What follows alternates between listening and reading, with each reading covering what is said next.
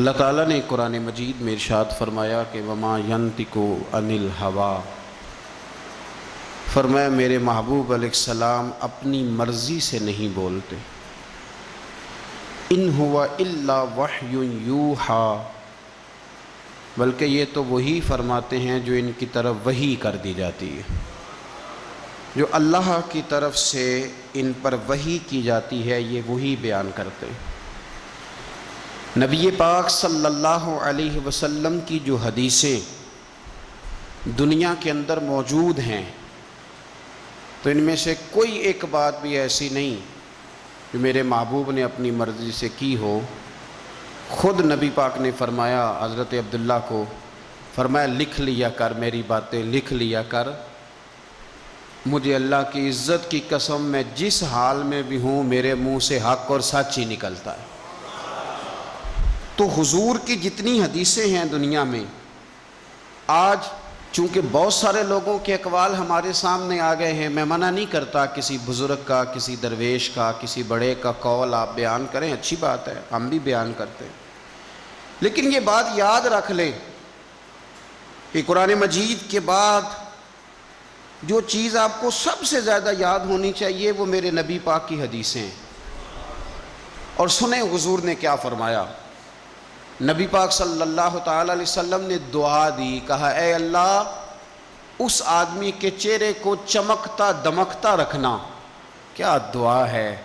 اور دی اس محبوب نے ہے کہ جو جب دعا کرتے تھے تو اعلیٰ حضرت بریلوی فرماتے ہیں قبولیت نیچے آ جایا کرتی۔ حضور نے دعا دی، کہا اے اللہ اس آدمی کے چہرے کو چمکتا دمکتا رکھنا جو میری حدیثیں یاد کرتا ہے اور پھر آگے بیان کرتا ہے،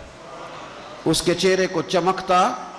دمکتا رکھنا۔ یہ رسول پاک صلی اللہ تعالی علیہ وسلم نے دعا دی۔ میرے عزیز، امام بخاری رحمۃ اللہ علیہ کے ایک شاگرد تھے محمد بن عباس، وہ کہتے ہیں مجھے امام بخاری نا حدیثیں لکھوایا کرتے تھے اور میں حدیثیں لکھا کرتا تھا۔ جب آپ حدیث پاک پڑھتے ہیں یا حدیث پاک سنتے ہیں تو کئی دفعہ ایسے ہوتا ہے کہ آپ کوئی واقعہ اچھے طریقے سے پڑھ رہے ہیں حضور کے دور کا صلی اللہ علیہ وسلم، یا سن رہے ہیں، ایسے لگتا ہے کہ وہ منظر آنکھوں کے سامنے گھوم گیا ہے۔ تو امام بخاری رحمۃ اللہ تعالی علیہ اپنے شاگرد کو حدیثیں لکھوا رہے تھے تو ایک خاص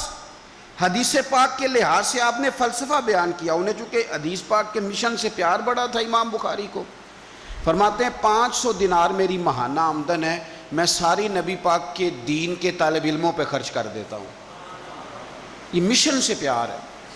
تو امام بخاری رحمۃ اللہ تعالیٰ علیہ کے شاگرد محمد بن عباس فرماتے ہیں میں حدیثیں لکھ رہا تھا تو انسان تھک جاتا ہے، کہتے ہیں میں لکھتے لکھتے لکھتے لکھتے امام صاحب چونکہ لکھواتے جا رہے تھے تو میں تھک گیا۔ تو امام بخاری رحمۃ اللہ تعالیٰ علیہ نے جب محسوس کیا نا کہ میں کچھ سست ہو گیا ہوں، تھک گیا ہوں، تو فرمانے لگے مجھ سے کہ جو کھیل کود والے لوگ ہیں نا، شاگرد سے کہتے ہیں جو کھیل کود والے لوگ ہیں وہ کھیل کود میں خوش رہتے ہیں، جو تاجر ہیں وہ تجارت میں خوش رہتے ہیں، جو سیاحت کے شوقین ہیں وہ گھومنے پھرنے میں خوش رہتے ہیں۔ فرمایا تو کتنا خوش نصیب ہے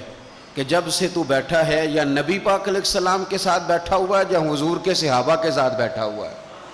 گویا نبی پاک کی حدیثیں لکھنا، حدیثیں جمع کرنا، حدیثیں بیان کرنا، حدیث کے ساتھ تعلق رکھنا، اس کا معنی یہ ہے کہ آپ نے نبی پاک کی صحبت اختیار کی ہوئی، آپ نے حضور کے صحابہ کی صحبت اختیار کی ہوئی۔ حدیث پاک کو یاد رکھیں، حدیثیں اپنے ذہن کے اندر بٹھائیں۔ ایک حدیث پاک میں نبی پاک صلی اللہ علیہ وسلم نے فرمایا جس نے 40 حدیثیں جمع کر کے میری امت تک پہنچائی، اللہ قیامت کے دن اسے علماء کے ساتھ کھڑا فرمائے گا۔ حدیثوں کو یاد رکھیں۔ میرا آپ کو مشورہ ہے کہ رات کو بیٹھ کے لکھیں آپ کو کتنی حدیثیں یاد ہیں، جو یاد ہیں وہ لکھیں، اور حضور صلی اللہ علیہ وسلم کی باتوں کا ذکر کریں۔ کسی شاعر نے ایک جملہ کہا تھا پر بڑے بہترین کہہ دیا، وہ کہنے لگا یا رسول اللہ صلی اللہ علیہ وسلم میری تو بات بن گئی ہے بس تیری بات کرتے کرتے۔